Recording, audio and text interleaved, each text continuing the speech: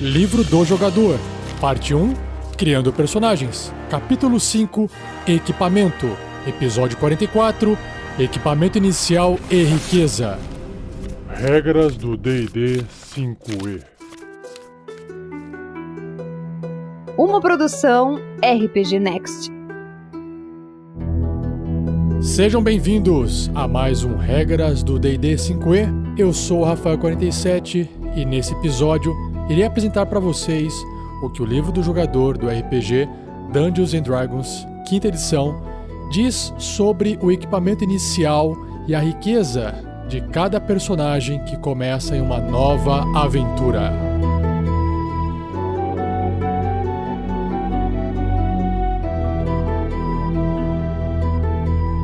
Seja você também um guerreiro ou uma guerreira do bem. Para saber mais, conheça nossas metas e recompensas na campanha do Padrim em www.padrim.com.br/rpgnext.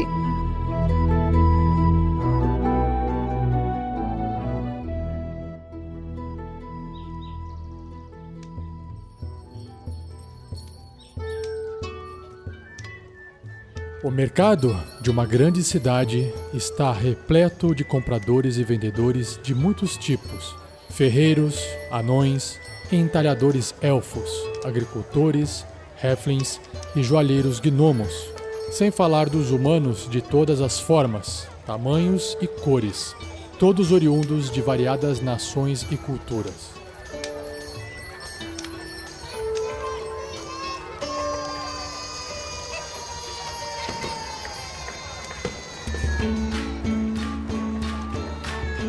Nas maiores cidades, quase tudo que se possa imaginar é colocado à venda, desde especiarias exóticas e roupas de luxo, até cestos de vime e espadas de trem. Para um aventureiro, a disponibilidade de armaduras, armas, mochilas, cordas e bens similares é de suma importância, uma vez que o equipamento adequado pode significar a diferença entre a vida e a morte em uma masmorra ou numa floresta indomável. Esse capítulo detalha o comércio de mercadorias mundanas e exóticas que os aventureiros geralmente acham úteis quando enfrentam ameaças presentes nos mundos de Dungeons & Dragons.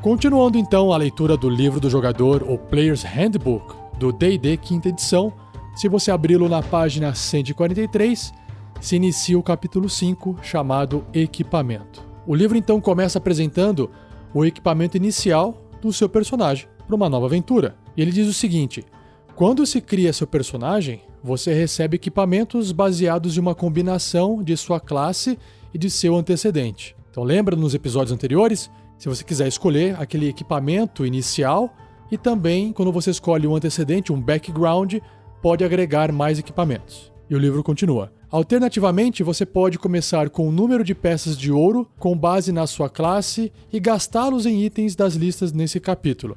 E aí eu vou descrever depois para vocês uma tabela chamada Riqueza Inicial por classe, onde você vai poder determinar a quantidade de ouro que o seu personagem terá para gastar. Você, jogador, decide como o seu personagem adquiriu esse equipamento inicial. Pode ter sido uma herança ou bens que o personagem adquiriu durante a sua formação. Ele pode ter sido equipado com uma arma, armadura e uma mochila como parte do serviço militar. Pode até ter roubado seu equipamento. A arma pode ser uma relíquia de família, transmitida de geração em geração, até o personagem ter finalmente assumido a responsabilidade e seguido os passos dos aventureiros de seus antepassados. São alguns exemplos, certo? Então, trazendo aqui a tabela Riqueza Inicial por classe, começando com o Bárbaro, você vai pegar 2 dados de 4 faces, vai rolar, e o número que sair, que vai poder ser de 2 a 8, vai multiplicar por 10 moedas de ouro. Então isso vai poder ser 20 moedas de ouro até 80 moedas de ouro como moedas, como quantidade de dinheiro inicial do seu bárbaro. Já para o bardo são 5d4 vezes 10 moedas de ouro, o clérigo 5d4 também vezes 10 moedas de ouro, o druida 2d4, o guerreiro 5d4, o monge 5d4 moedas de ouro sem o multiplicador de 10. Ou seja, ele é 10 vezes mais pobre do que as outras classes. O paladino também, 5d4. O patrulheiro também, 5d4. O ladino, 4d4, um pouquinho menos. O feiticeiro, 3d4. O bruxo, 4d4. E o mago, 4d4. Então, na maioria, todos eles vão variar entre 4 e 5d4 vezes 10 moedas de ouro. O próximo tópico se chama riqueza. O que significa riqueza? Wealth. A riqueza aparece de muitas formas nos mundos de Dungeons & Dragons. Moedas, pedras preciosas, bens comerciais, objetos de arte, animais e propriedade podem refletir o bem-estar financeiro do seu personagem.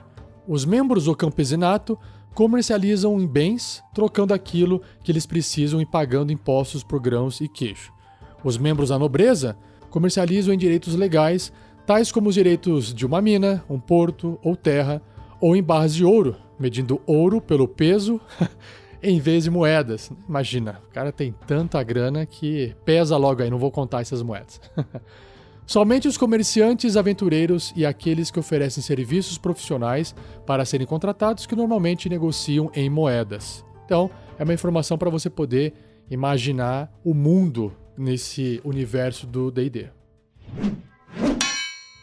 Sobre a cunhagem, ou seja, os tipos de moeda que existem, moedas comuns existem em várias denominações diferentes, com base no valor relativo do metal a partir do qual elas são cunhadas. E as 3 moedas mais comuns são moedas de ouro, moedas de prata e moedas de cobre. Com uma moeda de ouro, um personagem pode comprar uma aljava, por exemplo, que é um cinto contendo bolsinhos para você poder guardar itens para ter fácil acesso na cintura. Também pode comprar com uma peça de ouro, uma moeda de ouro, 15 metros de corda ou uma cabra. Um hábil, mas não excepcional artesão pode ganhar uma moeda de ouro por dia. Só para vocês terem uma noção do salário mínimo, entre aspas. A moeda de ouro, ou também peça de ouro, é a unidade padrão de medida para a riqueza, mesmo que a moeda em si não seja normalmente usada. É mais ou menos o equivalente a falar: o cara ganha um salário mínimo, o cara ganha 10 salários mínimos. Quando os comerciantes discutem negócios que envolvam bens ou serviços no valor de centenas ou milhares de peças de ouro, as transações não costumam envolver a troca de moedas individuais. Imagina o cara chegar lá com 100 mil moedas, tem que trazer um caminhão, né? Uma carroça. Não dá para fazer isso. Em vez disso, a moeda de ouro é o padrão de medida para valores, porém a troca real é de fato realizada em barras de ouro, porque aí a barra é um tolete de ouro fundido num formato muito mais fácil de transportar. Também pode ser utilizado cartas de crédito ou bens valiosos. Sei lá, troco aqui meu castelo pelo seu terreno em outro lugar. Continuando aqui sobre a cunhagem das moedas de ouro, uma moedinha de ouro, ela equivale a 10 moedas de prata, que é a moeda mais predominante entre plebeus. Uma pecinha, uma moeda de prata, ela consegue comprar um conjunto de dados. Olha só aí pra galera RPGista, aí basta você ter uma moeda de prata, hein? Um frasco de óleo para lâmpada ou uma noite de descanso em uma hospedaria ruim. Então você gasta 1/10 da sua moedinha de ouro, ou seja, uma moeda de prata, para poder adquirir esses bens ou esses serviços. Continuando aqui nessa multiplicação, uma moeda de prata vale 10 moedas de cobre. É como se fosse 1 centavo. A moeda de cobre, a moeda de prata fosse 10 centavos e a moeda de ouro fosse a moeda de R$1, beleza? E essas moedas de cobre, elas são comuns entre os trabalhadores e mendigos. Uma única moeda de cobre consegue comprar uma vela, por exemplo, uma tocha ou um pedaço de giz. Que eu não sei para que o cara vai usar isso aí. Acho que é para demarcar o cadáver no chão quando morre, né? Além disso, moedas incomuns, feitas de outros metais preciosos, algumas vezes aparecem em pilhas de tesouros. Então nós temos as moedas feitas de electro, e a moeda feita de platina, que são originárias de impérios caídos e reinos perdidos, e às vezes levantam suspeitas de ceticismo quando utilizadas em transações, porque, claro, elas são muito raras e o cara não conhece direito a moeda, pode ser que ele esteja sendo enganado. Uma peça, uma moeda de electro, vale 5 moedas de prata, e uma peça de platina vale 10 moedas de ouro. Então a platina é muito mais rara, vale muito mais. A moeda padrão pesa cerca de 10 gramas. Ou seja, se você tiver 100 moedas, você vai ter aproximadamente 1 quilo de metal na sua cintura. Então imagina, se você tem 100 moedas de cobre, vale uma moeda de ouro. 1 quilo valendo uma moeda de ouro. Não vale muito a pena transportar a moeda de cobre por aí. Então é por isso que é interessante você entender a proporção dessas moedas. E aqui o livro apresenta uma tabela que ele faz a proporção entre todas essas moedas que eu falei para vocês: cobre, prata, electro, ouro e platina.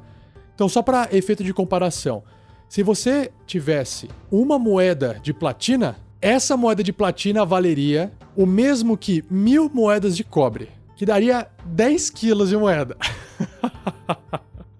Imagina a cena. E aí a tabela apresenta todas essas combinações de proporções com base 10 e, no caso do electro, com base 5. E no livro, ele fecha esse assunto sobre a cunhagem com algumas ilustrações de moedas. Por exemplo, a moeda de cobre, ela parece um quadrado com as pontas cortadas em ângulos de 45 graus e tem um furo no meio e tem cor de cobre, claro. A moeda de prata é um triângulo prateado e também tem um furo no meio.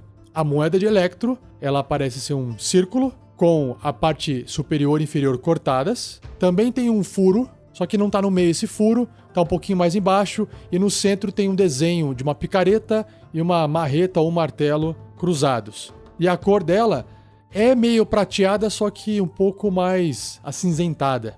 A moeda de ouro, ela parece um quadrado, só que ela tem meios círculos cortando o quadrado nas laterais, o que dá a impressão de ter uma forma de ampulheta a moeda. Ela não tem o furo e no meio parece haver um entalhe de um lobo, da cabeça de um lobo de lado. E por fim, a moeda de platina, ela parece um pouco um losango. O que é? É um quadrado meio deformado. Também tem as pontas cortadas e no centro tem entalhado o que parecem ser 3 diamantes, algo assim.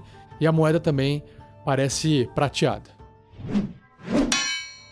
O próximo tópico diz como é que se vende tesouro. Afinal, seus aventureiros vão encontrar tesouros e eles vão querer converter o que eles encontram em moedas para poder comprar outras coisas. Então o livro diz que oportunidades não faltam para encontrar tesouros, equipamentos, armas, armaduras e muito mais nas masmorras que os seus personagens irão explorar. Normalmente é possível vender seus tesouros e bugigangas quando o seu grupo retornar a uma cidade ou outro povoado, claro. Desde que seu personagem possa encontrar compradores e comerciantes interessados no que ele trouxe.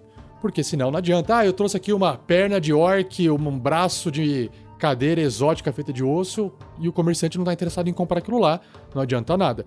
Apesar de você estar num jogo, você não está dentro de um MMO, onde qualquer NPC compra qualquer porcaria que você jogar lá dentro da parte de compra e venda.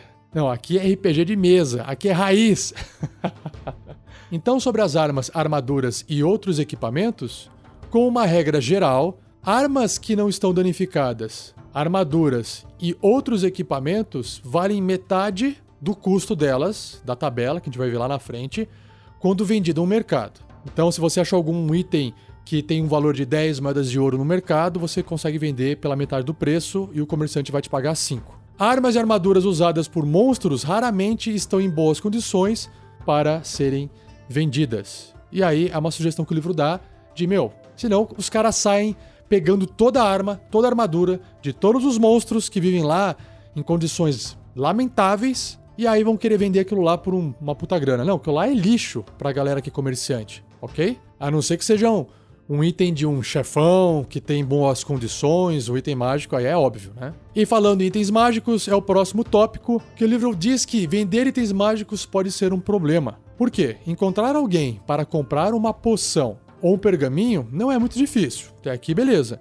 Mas outros itens estão fora do domínio da maioria, exceto os nobres mais ricos, porque vai custar muito caro. Da mesma forma, além de alguns itens mágicos comuns o seu personagem normalmente não irá se deparar com itens mágicos ou magias para comprar.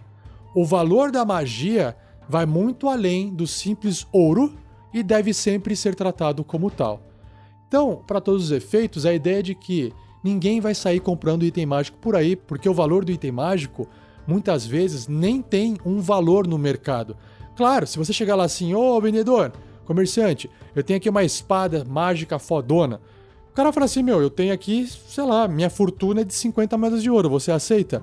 Se o personagem aceitar e quiser vender, beleza. Mas o item mágico provavelmente pode valer centenas de moedas de ouro e ninguém vai ter esse dinheiro para te pagar. Ou poucos terão, apenas os nobres, talvez, como o livro sugeriu. Já sobre gemas, joias e obras de arte, esses itens retêm o seu valor total de mercado. Então, achou lá uma obra de arte que vale 100, você consegue vender por 100. E claro que o seu personagem poderá trocá-los por moedas ou usá-los como moeda para outras transações. Para tesouros excepcionalmente valiosos, o mestre poderá exigir que o seu personagem encontre um comprador em uma grande cidade ou uma comunidade maior em primeiro lugar, porque se trata de obras de artes, pedras especiais, gemas, enfim. E por fim, sobre bens comerciais. O que significa isso? Nas fronteiras, muitas pessoas realizam transações por meio de escambo. Lembra o que é escambo? Lembra da escola? Aquela troca de mercadoria, eu te dou um saco de arroz e você me dá 1 quilo de feijão? Então, como joias e obras de arte, bens comerciais, barras de ferro, sacos de sal, gado, entre outros, conservam o seu valor total no mercado e podem ser usados como moeda.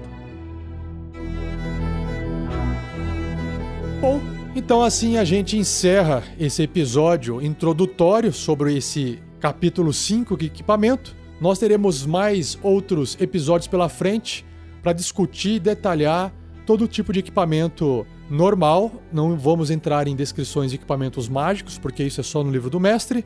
Eu espero que você volte aqui na semana que vem para continuar acompanhando a publicação desses nossos regras do D&D 5e, beleza? Se você gostou desse episódio, por favor, não esqueça de compartilhar com seus amigos e amigas, jogadores, jogadoras, mestres e mestras, beleza? Se você quiser adicionar alguma informação, continuar essa discussão sobre esse assunto, acesse o nosso post desse episódio, deixa lá um comentário. Se você escutou esse episódio dentro do YouTube, deixe lá seu comentário também, que a gente vai trocando uma ideia e as outras pessoas também podem ler o seu comentário e deixar as suas opiniões. Se você gosta do nosso projeto, não deixe de nos apoiar em padrim.com.br/rpgnext. Confira nossas metas e recompensas lá, que eu acho que vocês vão gostar. E, claro, vocês vão poder conhecer o nosso projeto chamado Guerreiros do Bem. Então é isso, pessoal. Muito obrigado por ficar comigo até o final desse cast. E não percam o próximo episódio, onde eu irei falar sobre armaduras e escudos. Obrigado, um abraço e até o próximo episódio.